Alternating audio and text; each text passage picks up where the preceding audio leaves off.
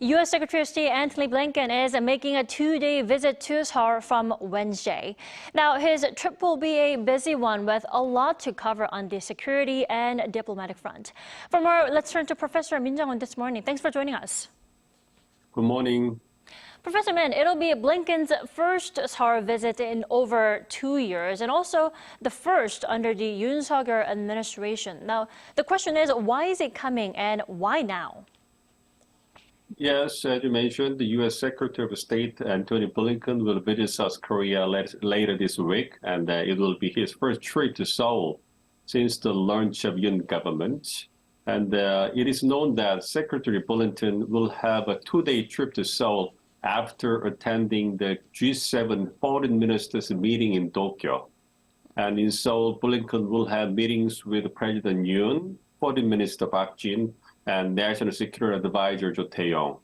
So it is likely that they will discuss various issues like the RK-US alliance, North Korea's growing nuclear and missile threats, and its military cooperation with Russia, war in Ukraine, and escalating tensions in the Middle East. There are lots of issues that they will deal with.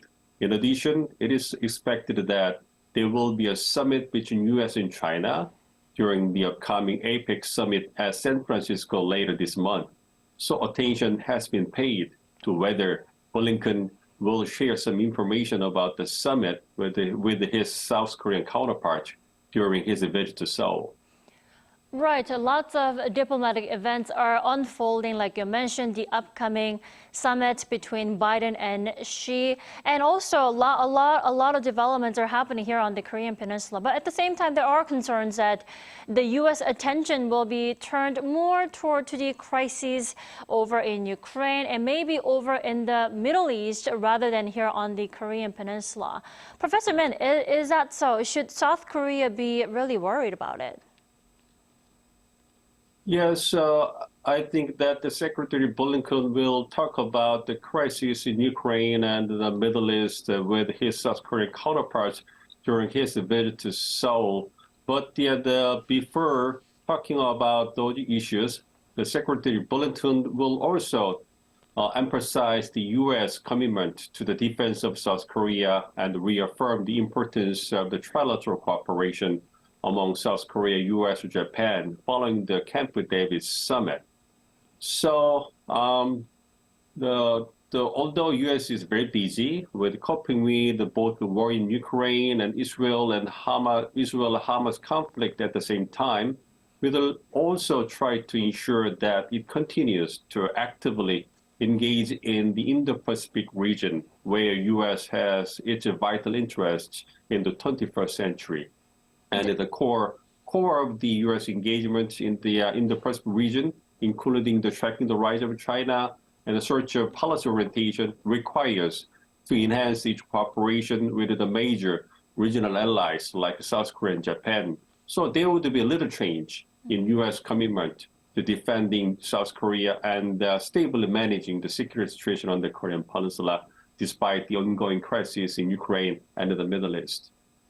Definitely. You mentioned this earlier. Blinken's trip is also timely due to those developments here on the Korean Peninsula, with North Korea likely to go ahead with its third attempt to launch a spy satellite within the year. Now, there will probably be a collective voice calling out on the North again this time, right? Yes, I think so. During the Secretary Blinken's visit to Seoul, one of the main agendas of the meetings with his South Korean counterparts will be North Korea's growing nuclear and missile threats and Pyongyang's increasing military cooperation with Moscow. As you know, North Korea announced that it plans to test launch another military spy satellite in October after two unsuccessful attempts in May and August, but it has not taken place yet. So to cope with North Korea's continuous provocations, U.S. will take robust steps in the military preparedness and cooperation with South Korea, and it will also continue to strictly implement UN Security Council resolutions. In addition, Secretary Blinken is likely to reaffirm the U.S. commitment to provide extended deterrence to South Korea against North Korea's military threats.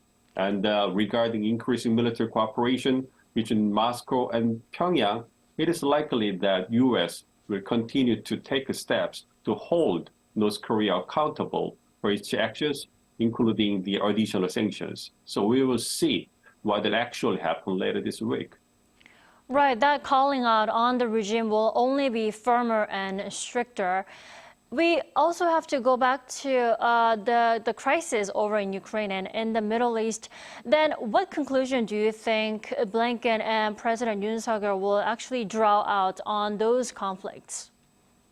Well, the South Korea has been cautious and will be cautious continuously.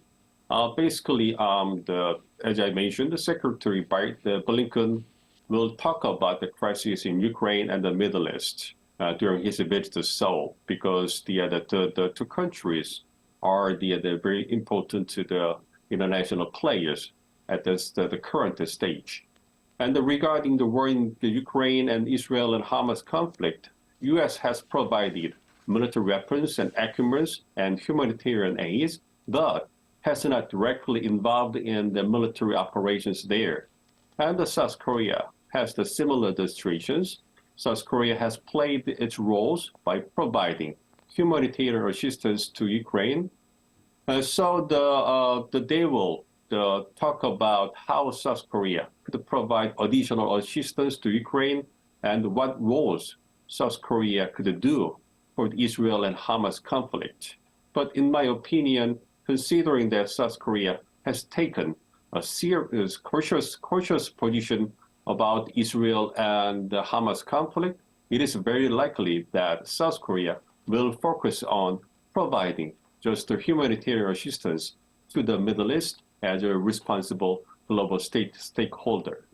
Definitely. Professor Min, before I let you go, Blinken's visit to Seoul also comes ahead of the much-anticipated summit, like we discussed earlier, between Joe Biden and Xi Jinping on the sidelines of the APEC summit in San Francisco that's upcoming. Now, will that summit be a turning point, do you think, for the situation here on the Korean Peninsula? What do you think?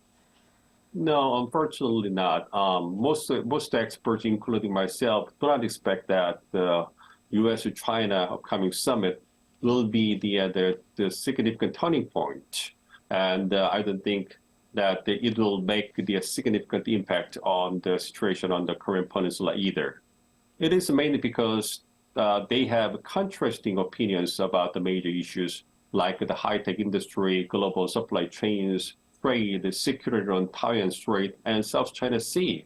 And these topics are their core interests, and they don't want to make any concessions about their interest in any of the topics. So I think that they will just exchange their opinions about the topics at the summit.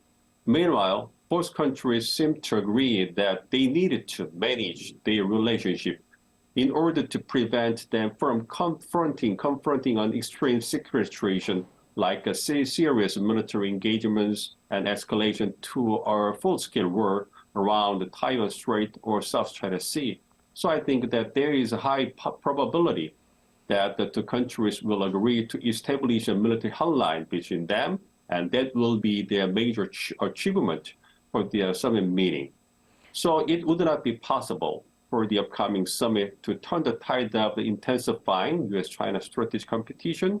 So such an outcome will not be not strong enough to make a positive impact on the situation around the Korean Peninsula. Sure, we'll have to get back to you after that Biden-Xi summit comes to an end. All right, thanks so much for your insight. As always, Professor Min, we appreciate it. Thank you.